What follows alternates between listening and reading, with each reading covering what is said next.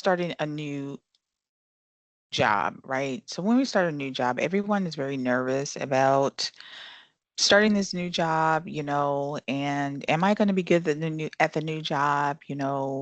Will they like me? Will I fit in? Do I know enough? We all have those concerns when we start a new job. We call that imposter syndrome. And so tonight in chapter 13, it just talks about when you start a new job, just understanding that everybody feels nervous when they start something for the first time. Oftentimes, no matter how well you've done in school, we all feel as if maybe we don't know enough until you actually start doing the job. And then you start to realize that you know more than what you thought that you did. So, as you start this new job, just know that, everyone is having the same emotions as you. And so chapter 13 is just going to walk you through some things just to think about, especially in the first couple of months of your new career. So, on that first day, it's going to be very overwhelming. It's going to be very exciting.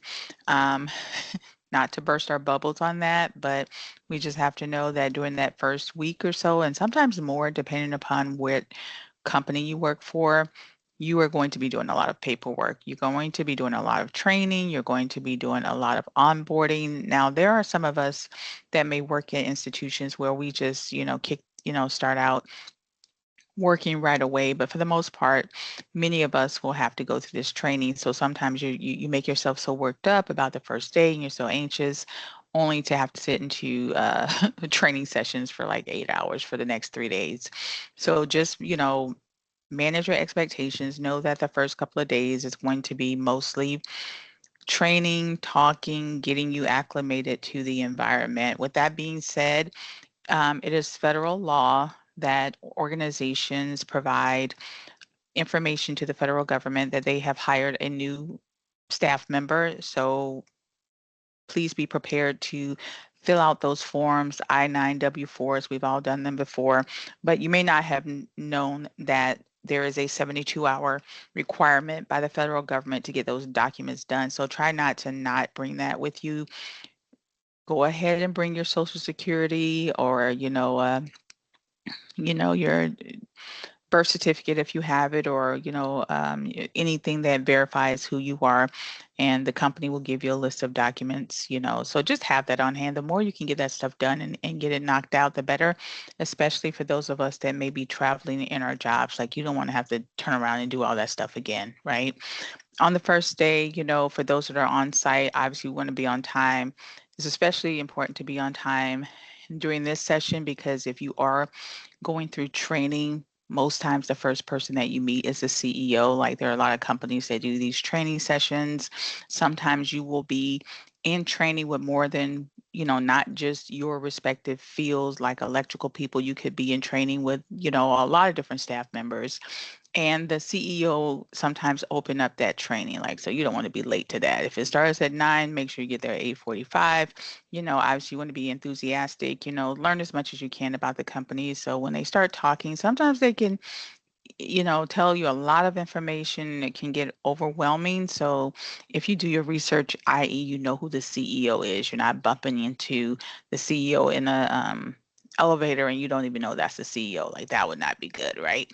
So just make sure that you are doing your research. Now, if for those of us that may be remote, you still are going to have onboarding, so hopefully, that HR person that we've talked about will give you an indication where you are doing your onboarding, probably at the corporate office for sure, and they'll tell you, where where you're supposed to be and all that kind of stuff. Make sure you get that information, in that email or the follow-up call that they give you. Like I said, many of us will be having a lot of new hire training in addition to filling out paperwork. They'll be probably giving you walkthroughs of the facility. Anticipate this training being all day. Sometimes I've even had training last for a couple of months, to be honest with you, depending upon the type of institution that you go to work for. You may have to do cross training with other departments. So be mentally prepared for that. Make sure you dress comfortably, in those first few days because it is possible that you will be doing a lot of sitting. HR's job primarily is three things: to hire, to fire, and to train. This is when you are going to have the most interaction with HR, and I keep giving the caveat depending upon the type of environment that you're in and how sophisticated that institution. You know, if you have questions that are HR related, i.e., benefits, time off, all those different types of things, this is the time to ask those questions. You may not see HR for quite a while. You may not have access to them only via email after this point. So make sure you ask the questions that you need to ask. All employees, for example, may want to know about the hours. Where do I clock in, especially if you're going to be remote? Like, am I clocking in through some remote system? Who do I call for emergency? Obviously, IT questions. Everybody needs to know who the IT guy is, right? You know, um, how do I request time off? Of course, the benefits, supplies, those types of things. Security, where do I park? All that type of stuff that, you should really be just engaging with your HR person with, especially if you are going to be working remotely. That is for those of us that end up with jobs where we have to travel. Maybe it's residential, commercial, and you're going from site to site. It may be important for you to know, where the most, let's say you're meeting monthly and you need to know, okay, where are we meeting monthly? How do I record my hours? All different types of questions. So any question that you feel that was not answered during that interview. And sometimes you get an opportunity to engage with HR after the interview because they're the ones that are going to negotiate your salary and offer you the job. You can, engage with them a little bit, via email. I mean, you'll figure it out. You'll realize if this HR person is, someone that you can call if you have any questions, or someone that is kind of, giving you the ask me in orientation vibe. So just play it by ear. But the main point is, before you get started with that job, try to get those questions answered as much as possible. Now, some people are curious about, when do I start to promote that I have this new job? And that is, kind of up to you, but, remember the 90-day rule, both on both sides. Companies have 90 days to figure out if you're the right fit. You should have 90 days to figure out if they're the right fit. So anywhere in between that time, I would say you can say, hey, I have a new job. I mean, use your discretion. If you're in there and you're seeing that, oh, this is definitely somewhere that I want to stay, then you can go ahead and promote yourself. You can go ahead rather and, say, hey, I have a new job on LinkedIn. Once you do that, you may get people that are connected to that job reach out to you. And so they want to connect with you.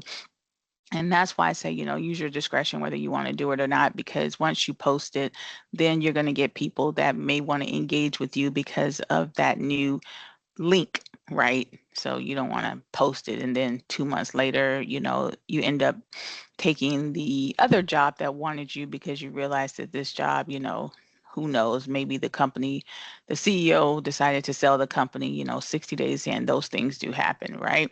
So whatever reason that you may leave, you know is why I say, unless you know for sure that you're going to stay at that company, just think about when's the best time to promote it. I mean, obviously, you do want to let your professional network know that you have this new position. Now, in most career related jobs, white collar jobs, they call them, there will be performance evaluations. Sometimes in non-professional type jobs like clerks and cashiers and stuff, they have evaluations as well. But definitely in professional or related jobs, you're going to have performance evaluations. Some of you may have had these in the past, but basically they're annual reviews, they're also known as, and this is where companies let you know how well you've done. But the question that you should ask yourself is, if you're going to judge me on how well I've done, then you should be telling me what it is you want me to do. So a really great company that knows how to effectively, perform these evaluations should be giving you objectives at the big top of the year. So if January 1st starts, and let's say they do their evaluations in November, December, and you start in January, even if you start in March, They should be telling you, okay, listen, here are your objectives for the year, whether it's we want you to see 20 clients a month, a 95% success rate, customer satisfaction if you're doing residential type work, or here's projects you're going to be working on. Make sure you have, 98%, reviews, no deficiencies, whatever those objectives are. You should know those on the top of the hour, at the top of the year, as soon as you onboard. You should not be getting an evaluation at the end of the year and no one's told you what your objectives are. Now, does that happen? Absolutely. What can you do about it? Well, that's something else you can learn. Okay, if the HR department is telling you in training that the company does performance evaluations, or maybe if they don't say anything, I would say something. And you're 60 days into your job and your supervisor still hasn't said anything to you about evaluations or how the objectives are, make sure you go to that supervisor. I hate to burst everybody's bubble, but not every company is sophisticated. Not every company knows what they're doing. Sometimes companies check boxes. Sometimes people check boxes, rather, and they just do these evaluations because they've always done evaluations, but the company has never taken the time to train people on how to do them. I really feel sorry for a lot of people coming up in corporate environments in this era. And I'll just be honest, because 20 years ago, 30 years ago, when I started my career, everything was more sophisticated. Companies put more money into their staff. We got more training. We got more, opportunities for advancement. A lot of tuition assistance was paid for. Companies expected you to stay there 20, 30 years. They didn't mind investing in their staff. Nowadays, they just invest in technology, which I think is really, really sad. But this is why you have to just take the reins. And that's another reason why we encourage you to take the reins on your career. You can't assume nowadays that companies will provide that support, because a lot of them don't even look at their staff as long-term resources anymore. They kind of look at staff like a short-term resource. They expect to turn over their staff within 3 to 5 years, which is really, really sad. So their views on their staff have changed dramatically. They try to put as little resources in staff as possible, which is why you have to do it yourself. So if your supervisor hasn't said to you, hey, here are your objectives for the year, I would be asking them, okay, I saw we had a performance evaluation. So what do you expect of me? Don't let that person just, you know, be able to say anything about you at the end of the year and they haven't told you what they wanted you to do. So sometimes you have to manage your manager. Obviously, when you go into a new environment, they're going to have their own way of doing things, so you want to follow the protocol there. A lot of times the CEO will set the company culture and the climate. We all have felt it before. You've ever worked at somewhere, someplace, you kind of know, okay, the culture here is, some people say toxic, some people say jovial, some people say family oriented, so that culture is going to be dictated by senior leadership. And along with that, the climate, is it tense? Is it relaxed?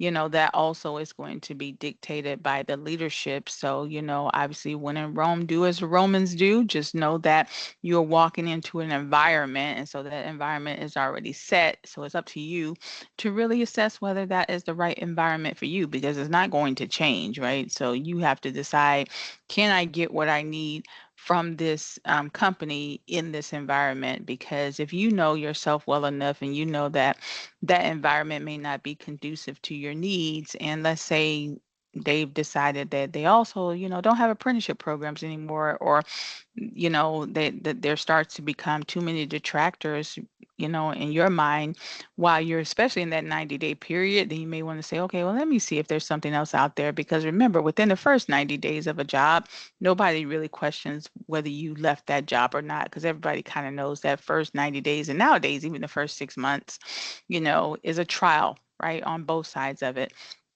Along with the training that you'll also be getting will be safety, right? Mhm. Especially in electrical and other trades, you're going to get a lot of training, safety training. So That's something else you're going to have to sit through, not just when you start, but periodically all throughout the year. You will get continual training, especially when it comes to workplace safety. So just be prepared for that.